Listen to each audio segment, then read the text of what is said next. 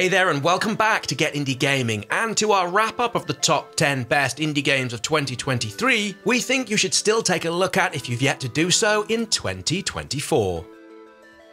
At number 10, from back in late January, Pizza Tower, a delicious 2D platformer that's a fine tribute to the Wario Land series, with its exquisite platforming, gorgeous hand-drawn animations, and one of the best soundtracks to come out in all of 2023. Pizza Tower was also one of the biggest surprises of the year, with it being the debut game from a small studio, Torta Pizza, who have delivered something here that many other larger teams didn't quite get right. Aside from all the retro-styled goodness, the boss battles, the meaty feeling of the power-ups, the puzzles, the rooms you stumble upon, sometimes by intuition, sometimes by accident, then of course there's something about how good it feels to play. The controls feel pixel point perfection.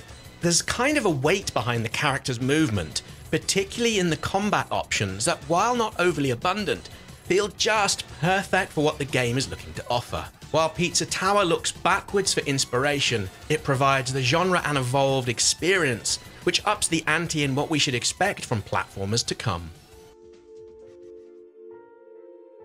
At number 9, and another one from early in the year, Birth, a point-and-click puzzler, comes from a single developer. It's decidedly, well, let's call it creepy. It comes with a premise where you're looking to create a companion from body parts and organs found around and about the city in which you live. It's a game about loneliness and death, and while on paper that sounds pretty heavy, it manages these themes with a deft touch, while at the same time making us feel warm, fuzzy, and nostalgic. Puzzling here is reasonably simplistic. It's all pretty much what you'd expect from a standard point-and-click adventure. However, in no way is this to denigrate what's going on here. Everything works as best it could, which in turn opens the story up for somewhat grim sections, which are countered by elements of humour before once again reminding you what Birth is really all about. There's no better point-and-click to have come out in all of 2023.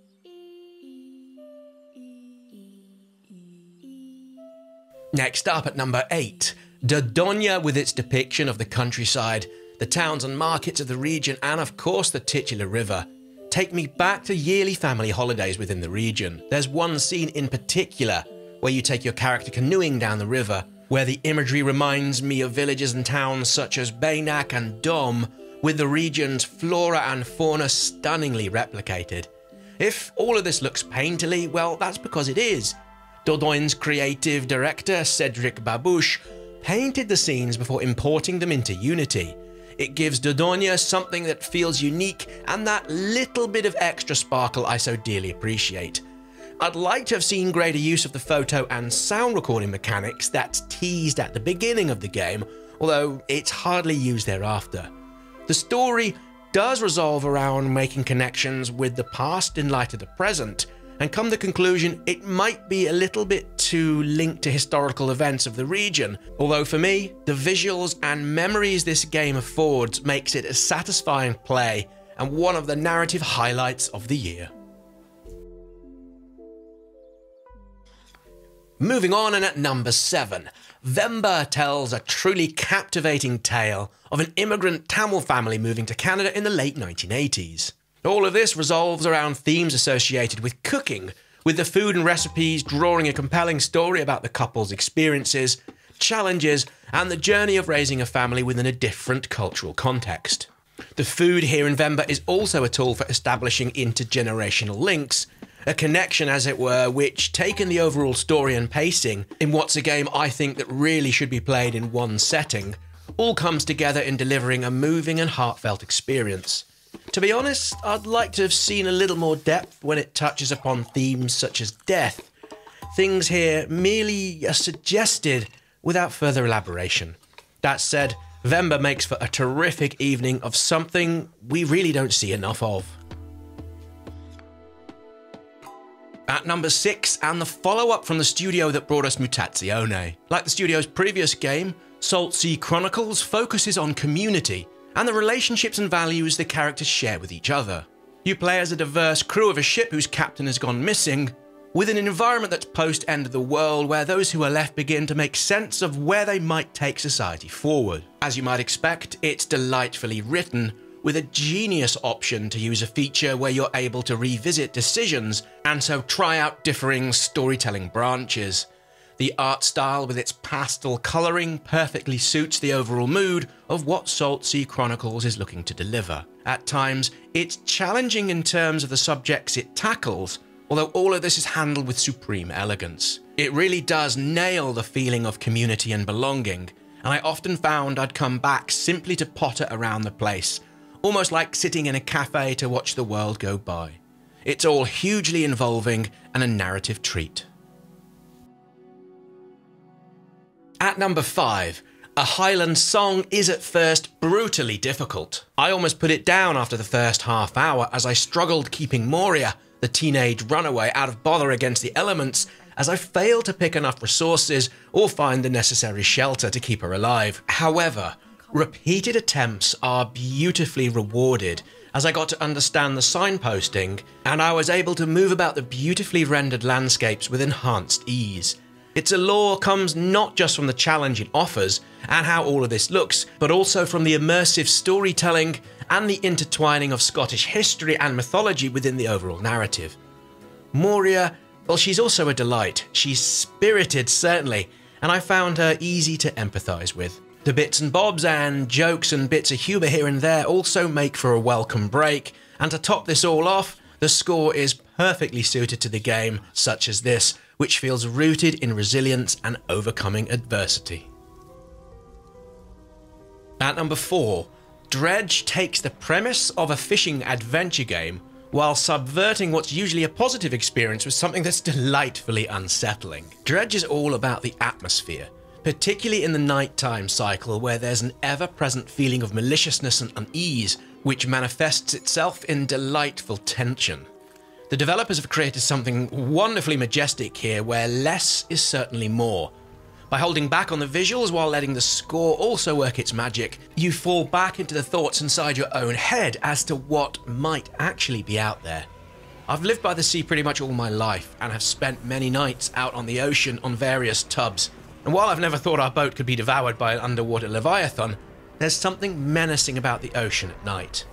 Dredge had me for a good couple of weeks, and yes, while much of the fun comes from the tension it creates, the moments of release, particularly at dawn, close to the shore, when the lighting and gentle lapping of the waves afford moments of spectacular calmness.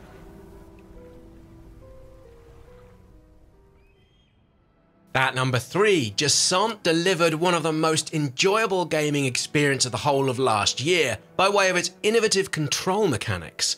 Rather than make use of button clicks and presses as you progress upwards, your arms here are controlled by the controller's shoulder buttons. It creates a sense of fluid movement that at times is fast and frantic, whereas on other occasions you must take things slowly using meticulous planning and preparation. There's just something so very natural about the way in which this game creates a sense of rhythm with these shoulder-based button movements, and when a given section is over, there's a genuine sense of satisfaction. No, let's call it a feeling of release that's particularly rewarding, as is the lack of death as a failure option here.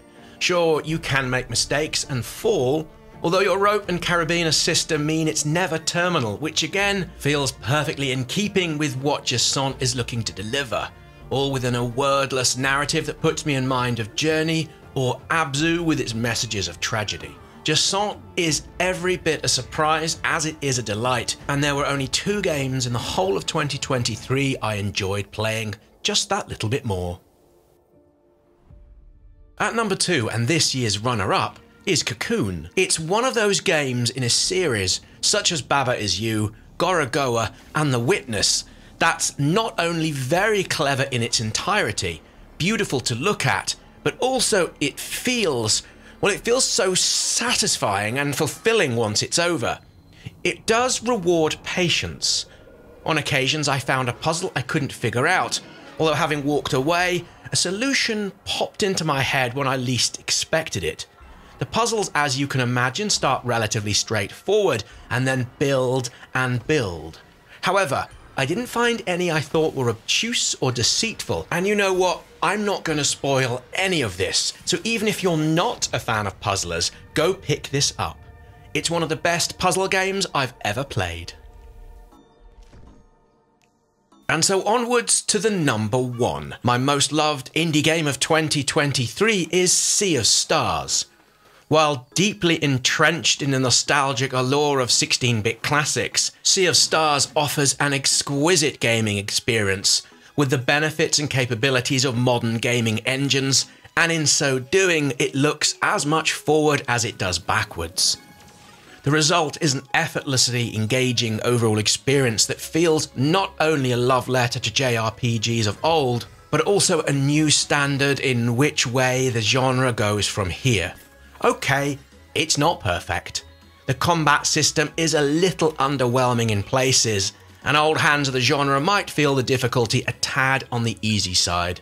However, with its enchanted visuals, intricate storytelling, and one of the finest scores of all of last year, Sea of Stars is hands down my most loved indie game from the whole of 2023. So there we go, that completes our rundown of the best indie games we played in 2023, we still think you should be playing in 2024. Now over to you. So what was your favourite indie game from last year? Please let us know down in the comments. Many thanks for watching, and we'll be back soon with more indie game videos, live streams, and more.